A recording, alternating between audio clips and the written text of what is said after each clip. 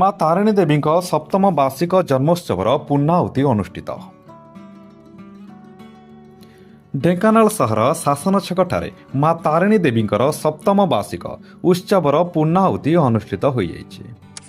ପ୍ରତ୍ୟେକ ଦିନ ସୂର୍ଯ୍ୟ ପୂଜା, ଗୋ ପୂଜା, ଗୁରୁ ପୂଜା, ଚତୁର୍ଦ୍ଧାମୂର୍ତ୍ତି ପୂଜା, ମଣ୍ଡଳାଦି ପୂଜା, ଅଗ୍ନି ସଂସ୍କାର ଓ ବିଭିନ୍ନ ଭୋଗ ସହ ପଣା ଲାଗି କରାଯାଇଥିଲା। ମଧ୍ୟାହ୍ନ ସମୟରେ 2000 ଭକ୍ତ ପ୍ରସାଦ ସେବନ କରିଥିଲେ। ଏହି କାର୍ଯ୍ୟକ୍ରମରେ ଢେଙ୍କାନାଳ କାଣ୍ଡବିନ୍ଧାର ଜୟଦୁର୍ଗା ସଂକୀର୍ତ୍ତନ ମଣ୍ଡଳୀ, ଛାଟିଆର ସତ୍ୟନାରାୟଣ ସଂକୀର୍ତ୍ତନ ମଣ୍ଡଳୀ, ବେଶାଳିଆର ମା ଅନ୍ଧାରୀ ସଂକୀର୍ତ୍ତନ ମଣ୍ଡଳୀ, ଢୋଲପସିର ମା ବ୍ରାହ୍ମଣୀ ଦେବୀ ସଂକୀର୍ତ୍ତନ ମଣ୍ଡଳୀ ଦ୍ୱାରା ସଂକୀର୍ତ୍ତନ କାର୍ଯ୍ୟ କରାଯାଇଥିଲା।